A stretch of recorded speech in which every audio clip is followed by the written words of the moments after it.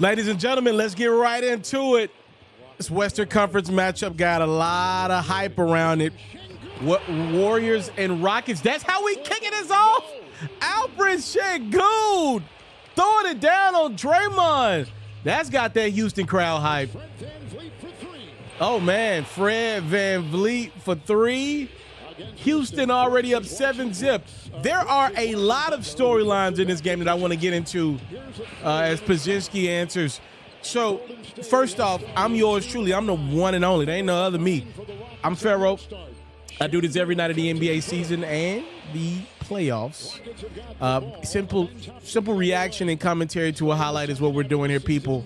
If you have not done so, make sure you subscribe to the channel. If you really want to support the kid, it would be sincerely appreciated if you tap in with my sponsor, Underdog. Use my promo code Pharaoh. We'll match your first deposit.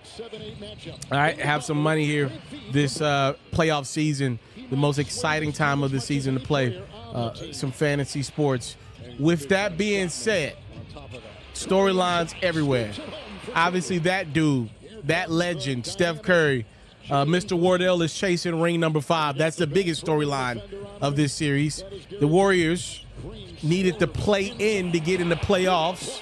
They're here, and a lot of people like this matchup from this perspective against the Rockets because the Warriors have all the experience in the world. That nucleus of Steph and Draymond, been there, done it all, right?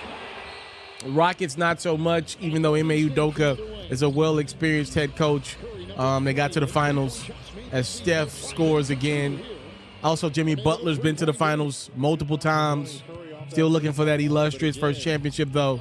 Could he get it with the GSW? Speaking of Jimmy Butler, that's another storyline. It's no secret. Jimmy Butler wanted to be traded from Miami, and one of the teams at the top of his wish list were not the Golden State Warriors. It was the Houston Rockets. Jimmy wanted to be a Rocket. And although he just signed a new deal with the Warriors following the trade from Miami, I still don't rule out Jimmy Butler being a Houston Rocket in the next year or two. He's got he's got Texas roots. I still, in my opinion, this is Pharaoh talking. I haven't heard this from no journalist, no reporter out there. In my opinion, I still think, depending on how Golden State season ends, I still think that Kevin Durant trade was something, right? We heard the rumblings of Golden State kind of fielding and seeing what was KD's interest in a return. We know the Suns are going to trade Durant this offseason. A lot of us are having a hard time putting together suitors that make sense for Durant at this point in his career, as Pazinski ties this game up at 23 in the second. If the Warriors get bounced in the first or second round of the playoffs, I still think the Warriors would revisit that Kevin Durant. And if that's the case, obviously you're going to have to trade somebody, and that somebody would likely be Jimmy Butler, as Dylan Brooks nails a 3. I don't know if the Jimmy Butler to Houston talks are done. They're just on pause for now, as Buddy nails 3. We've seen crazy things. Hell, Luka got traded this year. With that being said, a lot of storylines. Draymond, by the way, can he keep his emotions in check for a playoff run as he dimes up Steph there? Draymond's going to be a Hall of Famer, ladies and gentlemen. Whether you like it or not, he's going into the Hall of Fame. From the Rockets' perspective, they got a lot of young guys. Amin Thompson had a phenomenal year this year. So did Alfred Sengun, all-star Alfred Sengun. What's left in the tank from some of these vets like Dylan Brooks and Fred VanVleet, some of these guys that have overachieved in their careers? You know, Fred VanVleet did not shoot the ball well in this game. What does a series look like for him? He's got to chase around Steph a lot of this series. Is he too tired to be on the court? Right? Like, this is some things that I'm just looking into. Jalen Green's been struggling. He's barely scoring in double digits over the last few weeks of the season. Oh, Steph. Oh, a nasty in and out. And then it's in the bottom of the net. Warriors up 7. Oh, they're starting to get off right before the half. Look at that beautiful. Oh, come on, position. You got to find Jimmy. Or you can just do that. Giving it to that dude's a pretty good idea as well. Buddy telling Steph, you the man. Jalen Green here. Kick off the third quarter. The Warriors up by 14 to start this bad boy in full control. you would have thought this was a home game for Golden State.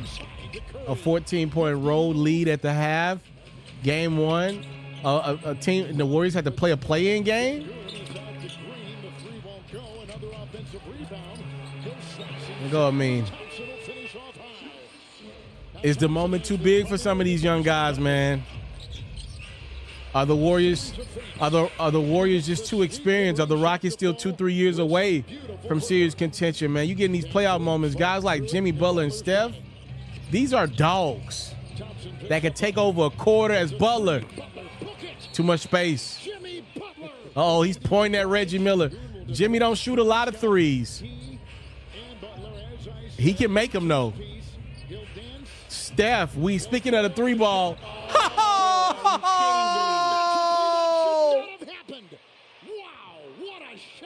First it was Butler, now Steph and Curry. This dude is ridiculous, man. So you're getting a Butler, Steph third quarter. Do the Rockets have anything left? They're down 20 plus. Can the Rockets make a run game one? You lose this game, you put yourself in a. That's a tough three right there. You lose this game, you put yourself in a must-win game two. You're not going to San Francisco and getting 2 games. You may get 1. You're not getting. I mean, they're not going to lose 2 at the Oracle or whatever they're calling it nowadays. Van Vliet. He got that deuce to go. I did want to mention his struggles, though. Fred Van Vliet, man, 4 for 19, 2 of 13 from 3. Butler, oh, good block from Eason. 10 points, 2 of 13 not going to work from 3. That's way too many shots. You cannot get 19 shots, Van Vliet, and be under 25%. That's just too bad. Sengun had 18 shots. He's 11 of 18. Too many shots from Van Vliet. Jalen Green, 3 for 15, 7 points. This backcourt in Houston they didn't give this team a chance. I mean, hell, Dylan Brooks is even 3 for 9. Like, that's decent. Amin Thompson, 8 points, 9 rebounds, 6 assists. His stat line actually looks pretty well-rounded, excuse me. Jabari Smith Jr. So Ime Udoka only plays 8 guys in this game. I don't know, man.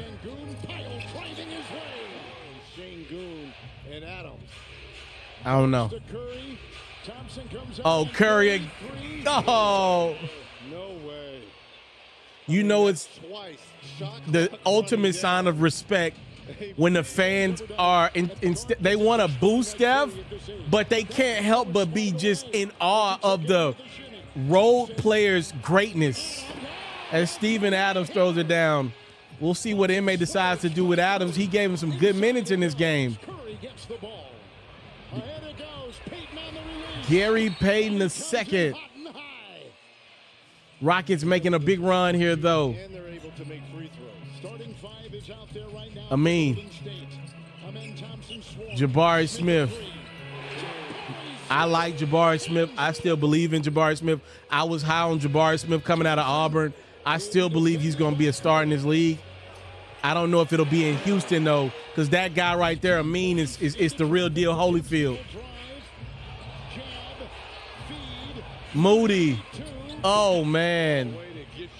Tough shot. Woo!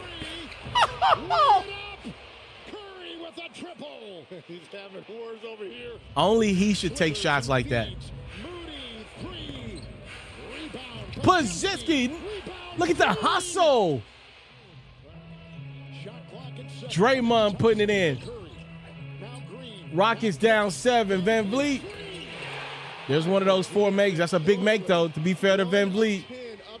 4-point game. It's a good fight from Houston. Oh, man. Moody. See, man, I feel if I'm Houston, man, you got to live with something. Moody ain't made enough of them for me to respect them. See, this is what I can't have happening right here. This grown man getting that inside. Butler with the putback, and then Jimmy B trying to ice game 1. for the Golden State Warriors, who walk right into Texas. Jimmy's part of the land, and they're going to get a huge Game 1 victory. C.J. Stroud in the building. His Texans had a tough playoff defeat, and the Rockets are now 3 games away from the same type of time as Butler throws it down. And the Golden State Warriors are going to win it by 10 in game. That's all she wrote, ladies and gentlemen. If you love flexing your sports knowledge, you should head over to the best place to play fantasy sports and win some money while you're at it. That's Underdog. For me, I love the pick'em game. It's super simple to play too. All you got to do is go to the Underdog website or app. You got to pick whether a player will have a higher or lower stat line for that specific game. You get your picks right, and you can win up to 1,000 times your money. And when you sign up, if you use your boy's promo code, which is Pharaoh, your deposit will get matched up to $1,000 is available to you in bonus cash. You can't beat that. Tap in with Underdog. My promo code is Pharaoh.